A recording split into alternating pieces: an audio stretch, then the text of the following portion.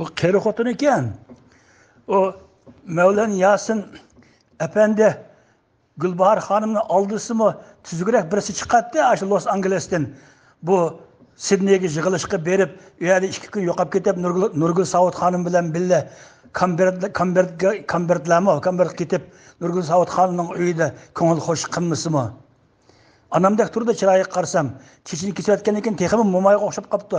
Bu xotinda bir tishlik buroq yo'q-ki, tishlik tam yo'q-ki. Mevlana Yasin Efendi Uyg'ur davosini tashlab o'tib 2 kun Sidney'den keçip berip Kambert'te bu xotinning uyida o'kib yotsin. Boshqalar ildiz topolmagan. Hammasi kulishib. Aslida ishimiz yo'q. Nurgul Savut Hanımning ishdan beri bilan bizning ishimiz yo'q. Ishdan beri o'zining qo'lida xalqanga yeyishidi. Ama lekin Nurgul Savut Hanım uyga ketdi bu ishkisi. Ya Xitoy konsulxonasiga ketdimi? 2 kun Xitoy konsulxonasini yo'qolib ketdimi? Mayeri bor endi, mayeri bor.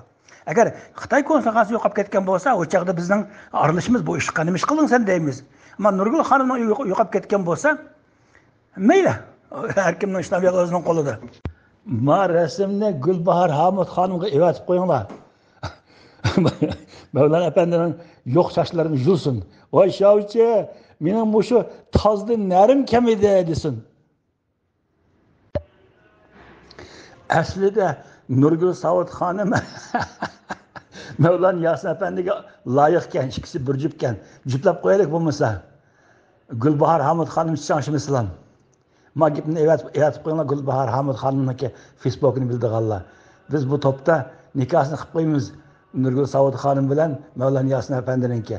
Har kishida 4 nasib bo'ladi. Nurgul Savut Hanımning eri bo'lsa, Avstraliya deganda, ohoy, men nim bo'pti. Uprab qalamti deydi shu. Nurgul Savut Hanımning eri ingliz ekan. İngilizlikini ko'rib yiqibdi, tetib yiqibdi. Endi Mevlana Yasin Efendi o'ylab qo'ysak, bir Uyg'urnikini ko'rib boqsin, Uyg'urnikini tetib boqsin, Uyg'urnikini tetib yiqish haqqi bor-ku.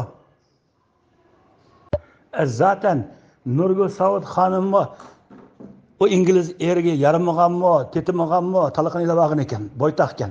Onda xos Mevlana Yasin Efendi, akaslar kimliklarini chiqarsizlar bu yerda.